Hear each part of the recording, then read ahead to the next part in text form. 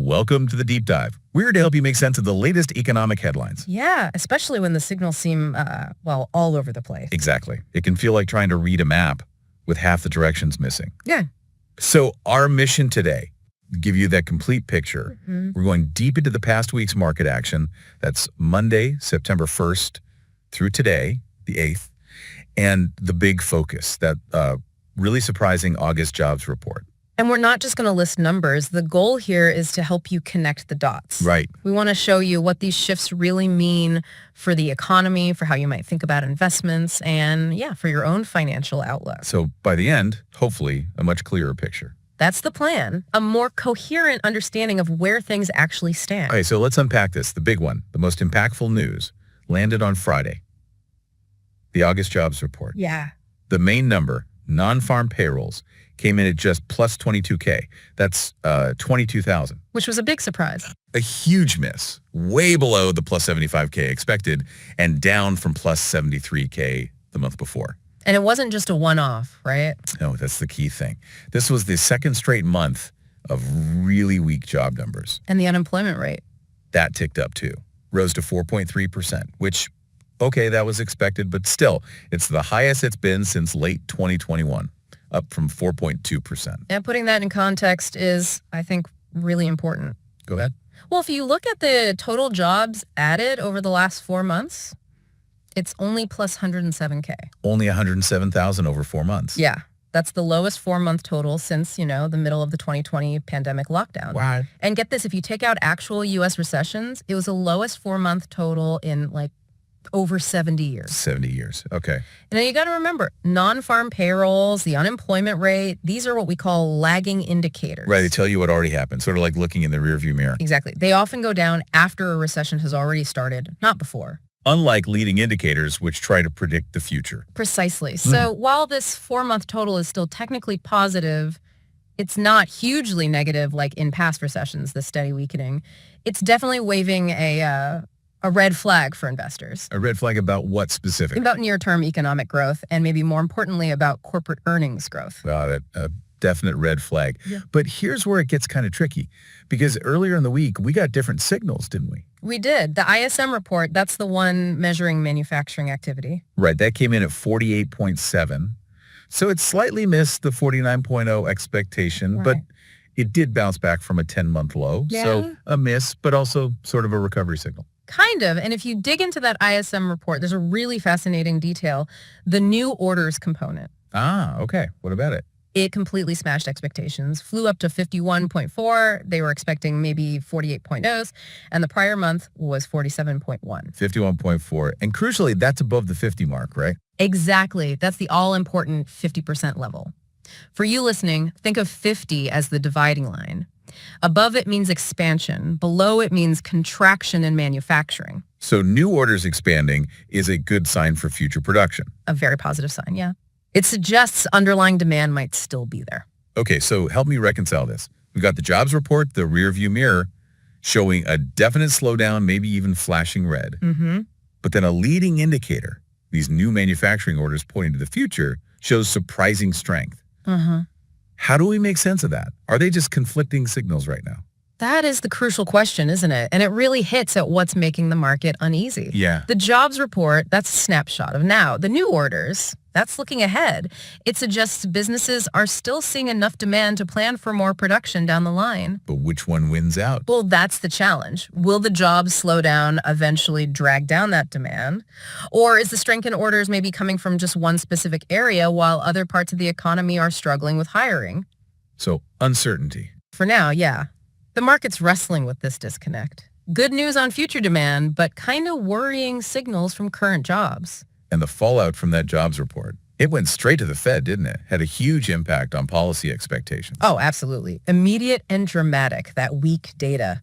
It pretty much seals the deal for a Fed rate cut on September 17th. Sealed the deal. How much did expectations shift? The probability of a cut in September shot up to 100%, like a certainty. It was 90% just last week. 100%. Wow. And get this, 11.6% of the market is now betting on a bigger cut. a 50 basis point cut. 0.5%. That's quite a jump in expectations for a larger move. It is. It shows how much weight that single report carried. I think the Fed was probably leaning towards a cut anyway, but this weak number gave them the undeniable data point. And looking further out, rest of 2025. Expectations there jumped too. The odds of cuts totaling 50 basis points or more this year, up to 98% from 86%. Nearly guaranteed, basically.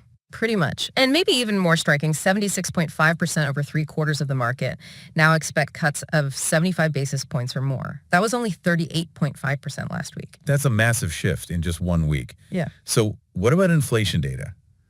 We still have PPI and CPI coming up for August. Do they even matter for the September decision now? They're still important for the bigger picture, of course, for gauging inflation, but for the September decision, unlikely to change things unless they come in shockingly higher than expected. And even then, it probably wouldn't stop the September cut. It might just influence later decisions, for October or December meetings. So what does this tell us about the Fed's thinking, or at least the market's perception of it? It signals a big shift in focus. The market clearly believes the Fed is now much more worried about supporting economic growth than it is about fighting inflation. That balance seems to have tipped quite significantly. Okay, so Fed cuts basically baked in. How did the actual markets react to all this news last week? Stocks were mostly up, right? Despite the weak jobs number. Mostly up, yes. Many parts of the market hit record highs during the week, but they did sell off a bit on Friday after the jobs report came out. So a bit of a mixed reaction there at the end. Yeah, and this is where that paradox comes in for investors. Look, a rate cut was already kind of expected, priced in, you could say. Right. But the jobs report itself was much weaker than even those low expectations. So the reason for the cut became more alarming. Exactly. And that raises the big question for you, the investor. At some point, you have to face the fact that the Fed isn't cutting rates because everything's great. They're cutting because the economy is weakening. And economic weakness, if it hits company profits, is always bad news for stock investors. Always. So the market can cheer the idea of rate cuts for a while, but eventually the underlying reason for those cuts might start to matter more. It's a really delicate balance right now. And if we look under the hood at different types of stocks, the performance last week really tells a story, doesn't it?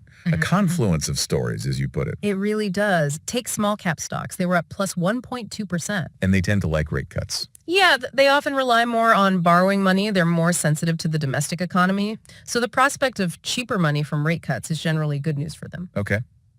Then you had growth in tech stocks. They did even better, up plus 1.4%. NASDAQ plus 1.6%. Right. But that wasn't just about rate cuts. There was a very specific company event driving that. We'll get to that. But what about value stocks? They actually fell slightly, down negative 0.1%. Why the difference? Well, value stocks often include more mature cyclical industries. Think manufacturing, financials. These are the companies most exposed if a recession does hit. So the weak jobs report, heightening those recession fears, hurt them specifically. Exactly. There's slight dip signals that caution, that worry about the underlying economy that's prompting the cuts in the first place. And large caps overall. Rose plus 0.5%, kind of reflecting that mix. So you see these different reactions playing out simultaneously. Investors are trying to weigh the good news of potential cuts against the bad news of why they're needed. Fascinating divergence. And that specific event boosting tech, that was Google, right? Yes, Google had a massive week, up plus 10%. 10%. What happened there? A U.S. judge basically ruled against breaking up the company or forcing it to sell its Chrome browser in that big antitrust case. Okay, huge relief for them, obviously. Huge. And what's really insightful was the judge's reasoning.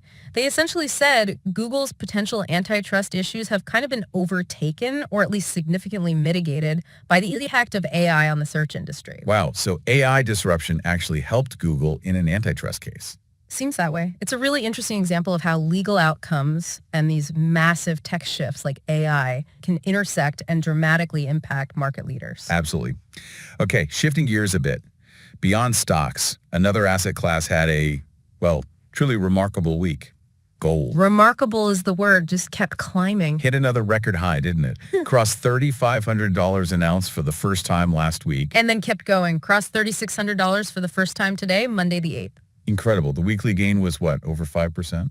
So what's driving this? What are the tailwinds? There are some really strong tailwinds for gold right now. It's kind of the perfect storm for it. You've got a weak U.S. dollar, Okay. falling interest rates, or at least the expectation of them, Right. and lingering, maybe even rising inflation concerns despite the slowing economy. So weak dollar, falling rates, inflation worries. It's a triple play. This combination really boosts gold's appeal. It's that classic safe haven asset people turn to in uncertain times. And it's seen as a hedge against inflation, against the value of money potentially eroding. All those factors are lining up right now. Making it a preferred place to park money, it seems. Definitely looks that way. Okay, broadening out again, world stock markets. How did they fare compared to the U.S.? Interestingly, they actually did better last week. Both developed market stocks, they were up plus 1.4%, and emerging market stocks up plus 2.1%, outperformed the U.S. market. Any standouts globally? Japan, really strong performance, up plus 2.2% for the week. And that puts it close to a record. Super close, within 0.16% of a new record high. So what does this tell us? Are investors looking overseas because of the mixed signals in the U.S.? It certainly raises that question about international diversification. Are investors actively seeking opportunities elsewhere? Or maybe there are just specific positive stories, like in Japan, attracting capital. It suggests maybe a rotation is happening, investors looking beyond just the U.S. Interesting dynamic. And finally, just quickly, the bond market. How did it react? Bonds rallied. Prices went up, which makes sense, right? Driven by that weak jobs report and the increasing odds of Fed rate cuts. Right. Lower rates expected means existing bonds are more attractive. How much did yields fall? The main benchmark, the yield on the 10-year Treasury, fell quite a bit, down 18.1 basis points for the week. It closed at 4.05%. Okay. So falling yields mean rising bond prices, a clear sign of flight to safety in anticipation of lower rates ahead. Exactly. It's a pretty clear signal from the bond market about expecting cheaper money. All right. So let's try and bring this all together for you, our listener. What does it all mean? Yeah, it's a complex picture. We've got this weakening U.S. job market, those lagging indicators flashing red flags. That weakness is triggering really aggressive expectations for Fed rate cuts. Which the market, initially at least, seems to like. Right. But that translates into this complicated mixed bag of reactions.